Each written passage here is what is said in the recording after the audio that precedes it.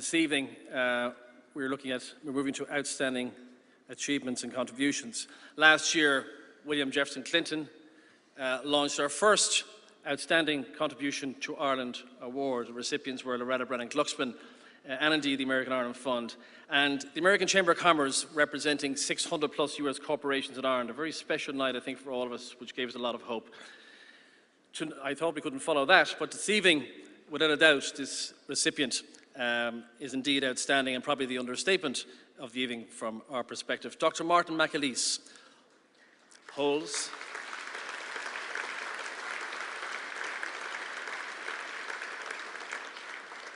a Bachelor of Science degree in Physics from Queen's University, Belfast, also an MA and MA in Dentistry from Trinity College, Dublin. He has numerous honorary doctorates, too many to mention, including an honorary doctorate in philosophy from DCU.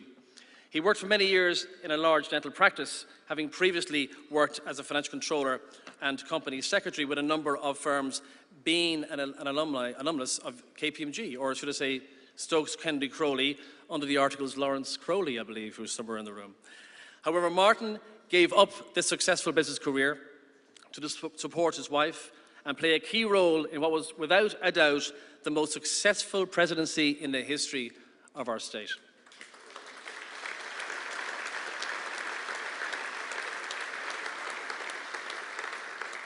A presidency that, it has to be said, was without a glitch or a hitch, and in his unique role, Martin's input and work for Ireland Inc.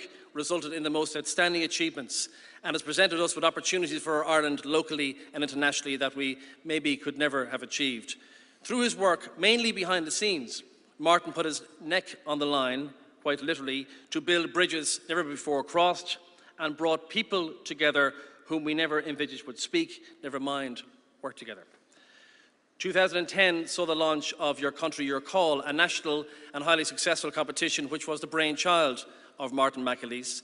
And Martin devoted a considerable amount of his personal time and effort to this initiative, bringing together a dynamic team of people from the public and private sectors, all of whom, or many of whom, are with us this evening, along with Neil Layden, the ultimate winner at Emer Gilvari's table. You're all very welcome.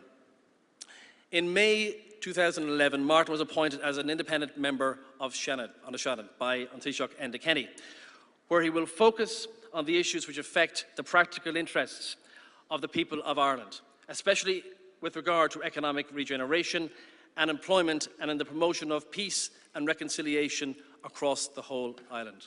In July 2011, he was appointed as independent chair of the Interdepartment Committee to establish the facts of state involvement with the Magdalen Authority laundries.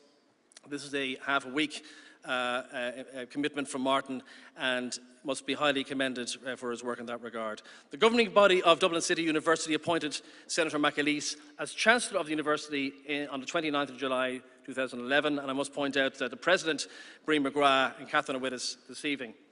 There are very few people who have taken the risks and achieved so much for our country, and achieving all of this, he has sought so little attention. However, tonight, the business community, Senator McAleese, on behalf of the people of the island of Ireland, would like to salute you. Ladies and gentlemen, for his outstanding contribution to Ireland, please be upstanding for Senator Martin McAleese.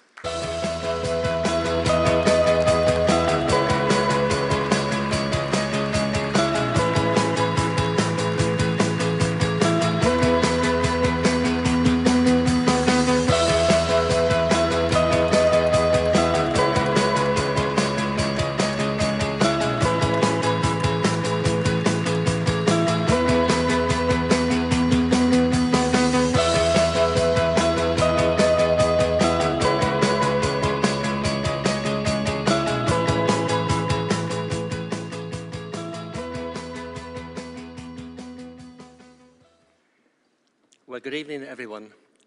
I feel really honoured to have been considered worthy of this, as a worthy recipient of this award tonight. But really, it's about much, much more than me. It's about, and precisely about, the hundreds, the many hundreds, even thousands of good people who joined Mary and myself on what has been the incredible journey of these last 14 years. People who gave so tirelessly and so generously of their time, their skills, their experience, their resources, to help us make happen the things we set out to do. I think of Your Country, Your Call, which Ian mentioned, another journey within the big journey. 3 years on the road now, a little bit to go. But I think of the 9,000 submissions, the 9,000 proposals that were submitted to the competition. They were whittled down to the 2 winning ones. In the implementation development phase, those 2 winning ones began to converge. They then converged into the final output of Your Country, Your Call, an international digital services centre for Ireland. And I'm pleased to say that just at this moment, the finishing touches are being put on that proposal with the help of a new board and with the help and support of a clearinghouse group set up by the government. And when I look back on those 9,000 proposals, I think that it proves to me that creativity, flair, imagination, innovation, inventiveness is very much alive in our country, particularly among our young people. And I think the challenge facing all of us is to find the ways and the means that those talents can be expressed. Because if we can do that, I think our journey towards economic recovery will be shortened. In relation to Northern Ireland, over this last 14 years, I've been privileged to have had the opportunity to build relationships with those with whom I would least be expected to do so. People so different from me, so diametrically opposed from everything that I stood for, in terms of background, identity, tradition, in terms of politics, in terms of religion, in terms of hopes and future and ambitions for the future. And yet those relationships were built. They are now strong, they are enduring, and they are robust. And that simply proves to me that absolutely nothing is impossible. Whether we're building peace or building economic recovery or facing into the many, many challenges that we face into almost on a daily basis as individuals, as community, and as country. I think that we face into those challenges with a spirit of openness, honesty, fairness, equality, conscious always of the sensitivities of others. As part of a national collective effort in the national interest, I think we will face down all of those challenges. And I believe too that despite the cynicism, and I suppose the righteous anger and resentment and disappointment, fear, maybe uncertainty that seems to pervade our land, I do believe that old-fashioned patriotism still exists. And I think that if we can find a way of connecting, or indeed maybe reconnecting with that old-fashioned patriotism, I think we will surprise even ourselves at what we will be able to achieve together. I have met many great people over these last 14 years. Many have gone on to become very close and valued friends. Many are here tonight. And really, this award for me is about them. They know who they are, and I want to say a big personal thank you to each and every one of you. I also want to thank Ian and Business and Finance for organising another great night in a line of great nights. And finally, I can't let tonight go without acknowledging the role of KPMG, the major sponsor.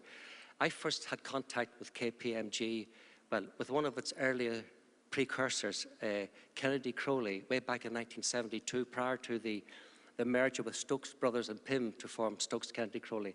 That's how far back that relationship goes. So a big thank you to KPMG, and particularly to Terence O'Rourke, the managing partner, because through their consistent sponsorship, events like tonight are possible. So thank you very much. Enjoy the rest of the evening, and it's been my pleasure to have shared this evening with you. Thank you all very much.